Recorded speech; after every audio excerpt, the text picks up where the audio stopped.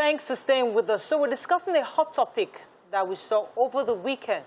So many of you know Reuben Abati, who is a journalist on a different news station.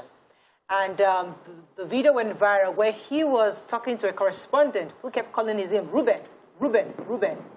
Of course, in his response and reaction to the young ladies calling up his name, said, were you there when they gave birth to me? You must have been there because the way you're calling my name. And then he said something about mannerless, mannerless youngsters or so. And then he also referred to the fact that when you're done, I'll educate you on my history in journalism. So you have an idea who you're talking to. So, of course, many went for him. People criticized him. Many women groups spoke against him, said he was rude, unprofessional. What are your thoughts on this? Because there are different angles. Others are saying, hey, listen, was he wrong? Because that he may have been right by saying that she was being rude by just calling his name, but he could have gone about it a different way. You tell us your thoughts. You can call us on 0981-270-53687, 091-390-76948. You can also send us tweets on TVC Connect, hashtag your view. Let's hear your thoughts. Many of you have seen this video. I'm not sure we're going to play it, but it will be, if you haven't seen it, you can go online and check it out. If you just type Google Reuben Abati, trust me. So what are your thoughts? Let me start with the part where you said mannerless young people was said by the blogs. Okay. I listened to that video. I thought so, so I didn't hear him say so that. There was this stutter, and they put that word on. I'm still But others are saying, the producer is confirming to me that he actually said it. So maybe there's a different version that we didn't hear. I didn't hear it either, but my producer is telling me now that you actually said it. But yeah, Mariam, want to start? Yes, so I just found I found it really funny because I've always known, or I've been made to know that on TV like this, professionally, you can refer to each other by your first names.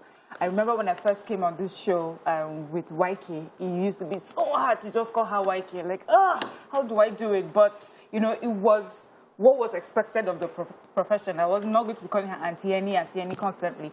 And one time we had a meeting and she was asked, how would you want to be called? And she says, YK is fine by me, by anyone.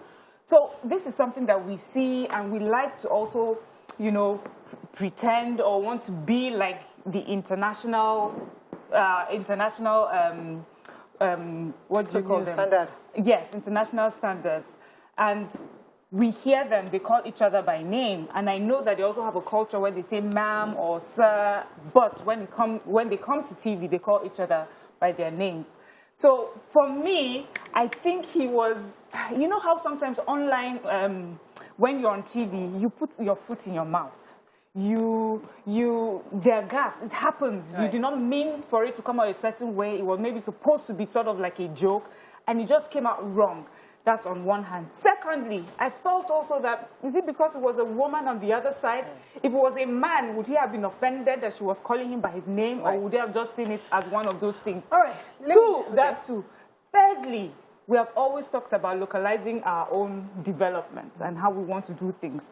We have a culture. Discuss on both sides. When you finish the show, I want us to have a conversation. So let's not finish it in one conversation. Okay. So the part of the unprofessional part, right? Because, I mean, I would never forget this day where Abike Dabiri was on our table. I think Jumoket was on the table. And she was like, so Abike, I cringed.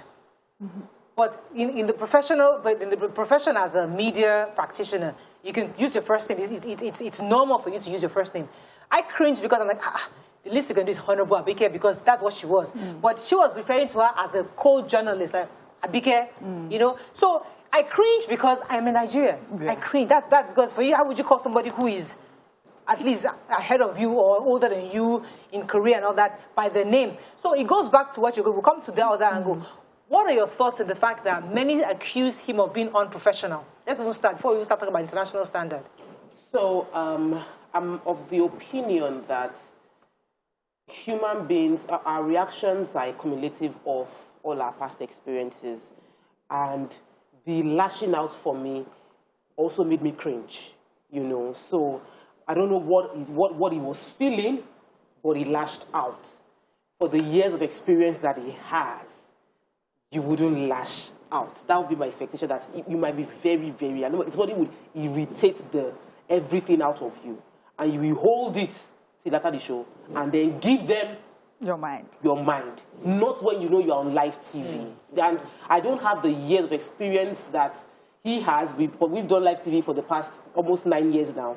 And we know that sometimes some things will happen. It will be on the tip of your tongue. You must not say it. So that for me was a bit like, today is not the day. Let me come to Nima, because I know Mariam mentioned something about YK. YK is from Yenny. Yeah, and I call YK Auntie Yenny. Yes. So when you want to say Yenny, you can't say, even me, I can't say Yenny. But YK is easier to say YK than a Yenny. I wouldn't say Yenny. Am I all right? So it's the same thing. So there are two different things. But Nima, what are your thoughts when you heard this? So me, I laughed when I watched it. And you know, just because on Thursday I was saying, who set these international standard things?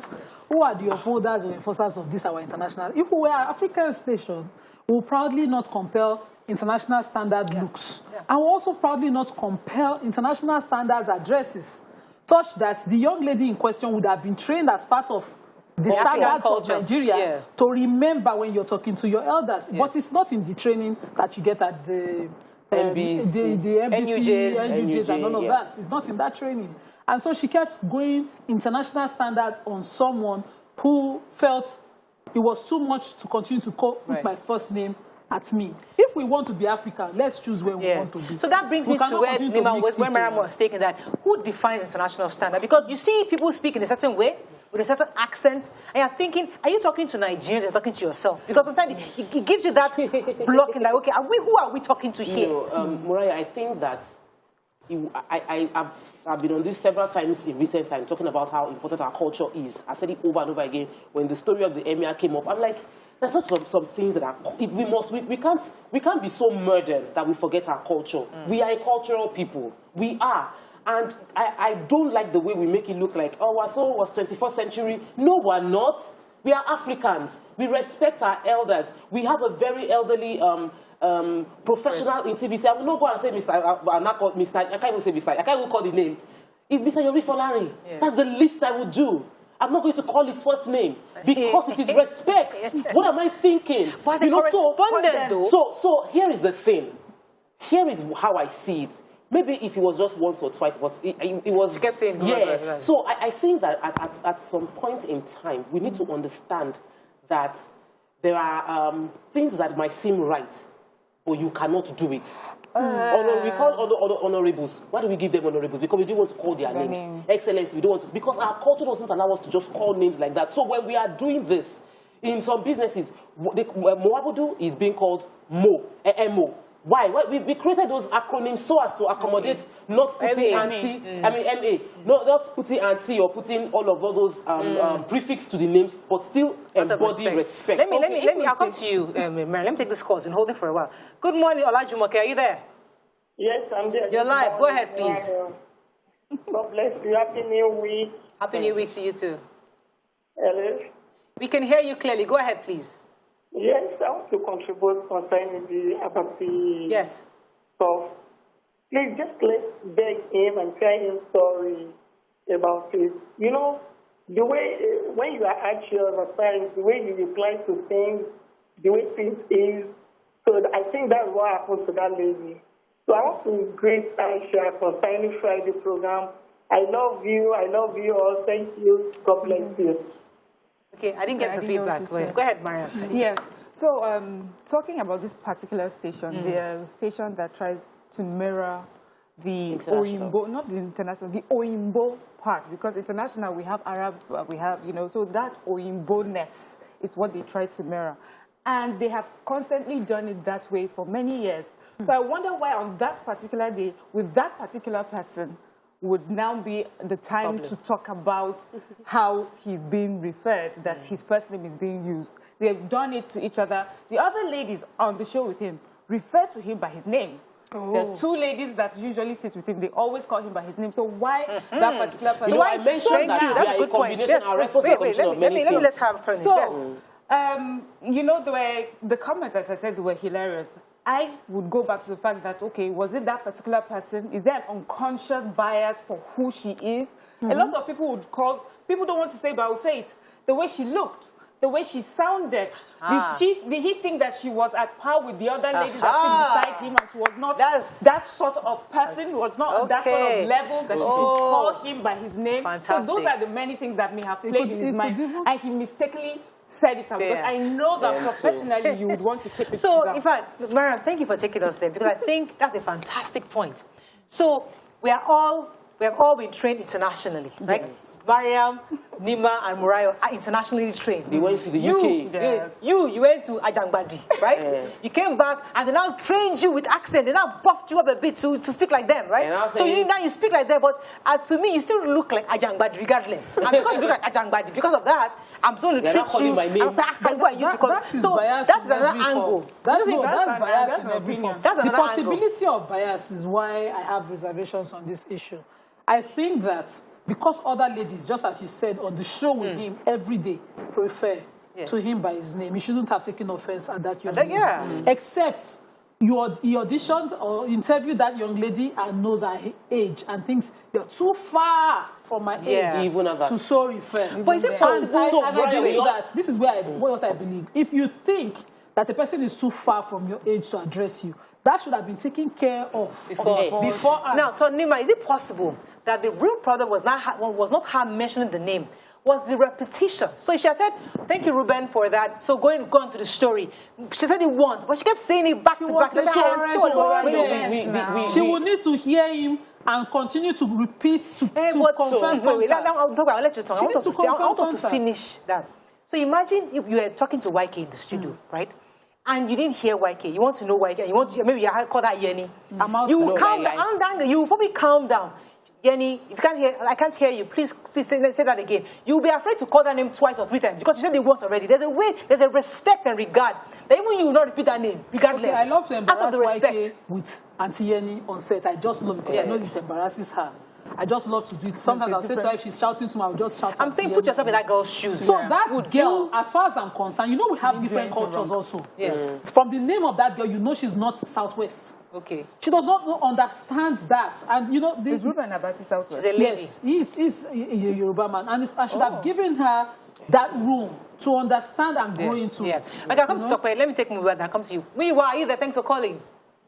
Good morning, ladies. Good morning. You're live. Go ahead, please. Yeah, okay, so I'll be quick. First and foremost, I blame the organization because every organization has their culture. They have their corporate culture and how you address one another. I worked in a consulting firm whereby we called everybody by name. But that's the first thing they will tell you. When you come in, you address the person by name. It was difficult for me as a Yoruba guy because as a Yoruba guy, you are trained to always say to use put that prefix. But over time, I learned to start calling my partners by name. Now, I work in a place now whereby I work with so many, because someone was saying, oh, our culture. The Yoruba man would put a suffix when addressing his elder. The Igbo man would not. I work in a place whereby a young Igbo guy would call his elder, an older Igbo man by name. I will not do that to my... So I work with somebody who has to call Mr. Ramon. But my fellow Igbo younger colleague would call his own person by name. So I think there's a set of confusion first in how we address one another. Because of the culture where we come from. So I think the organization... So he's saying that organization should have defined what everybody's role is and how the culture. So Reuben wouldn't be upset because he knows that that's the culture. I think in the end is that deep within us, however Oyibo we like to punch me on life. Because however Oyibo we like to act and everything, and how no matter how exposed we say we are Africans at the very core of us. After a while, there are some things we just let me throw in another perspective. You see, you might be so irritated by something the president does. But because it's the president or the president's daughter, you will not see anything. Because you know. You restrain yourself. It's also the same thing they say that, oh, you are so angry with your wife, a man will beat up his wife. But another person, your boss will say exactly what your wife said, and you will not dare lift your hands because you know the consequence of what you've done.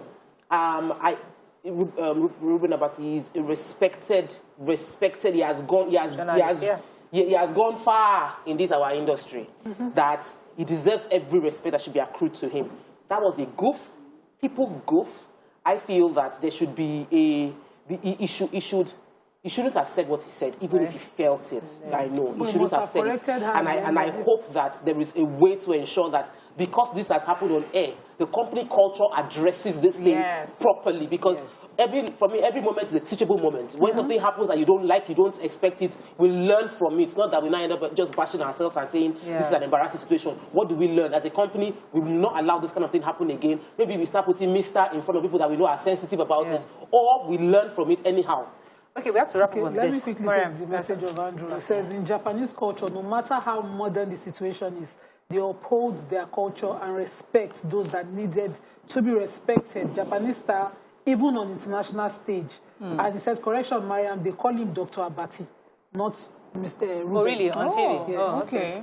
My apologies. I got that wrong. Yeah. So let's be African. Let's start. So what does African mean? So cultures are different. Bring your a southwestern, I say southeastern person might not see the respect the way southwestern see it. So we don't. They don't just call people by their name too. No, I know the comments came in. That comments, I know that we might not kneel down. My in-laws, they might not expect me to kneel down to greet them, but they will not just. I will not just see my brother-in-law and I'll say, I just knock the name on top of the person.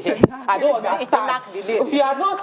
You don't call the name like that. Just like Mariam said, at our very core. Yes. The same way that, you know how you have an accent. For example, you lived in the UK for many years, and you come back to Nigeria and you speak British. Do you know that when you get to like 50, 60, that accent will just you go back to status quo because you don't like the other is not necessary anymore. Like you're now the core of you comes out.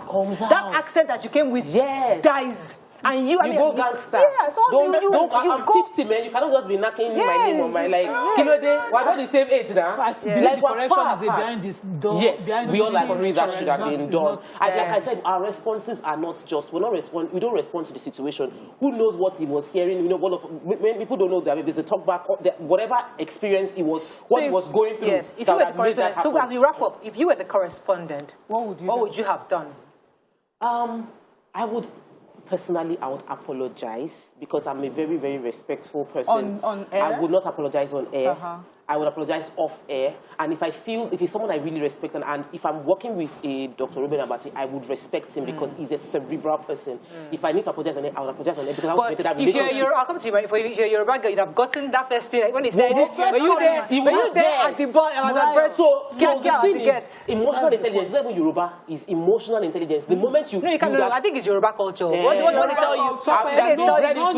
tell you, that, were you there when they gave birth to me? Your brain would have told you. If she was Yoruba or any Southwestern, once they say to even in Pidgin, you did my naming. The meaning is, why are you using my name? If you were not at my naming, I'm older than you. So you should shit. So, but this is somebody, and she's obviously a very young person. Most of our young people don't understand this our culture. It's us that know this thing. No, Nima, she's a young, she's like a young being a professional. God bless you. So this is a young professional journalist. Yes, and this is what she's seen being done all the time. Exactly. And in her own way, even trying to impress this, big shot mentor. Dr. Abati. But, we're talking about, she should have heard, she should have. I know sometimes how these correspondents are. Yeah. They're just trying to listen to what you have to say. Probably they're planning their responses.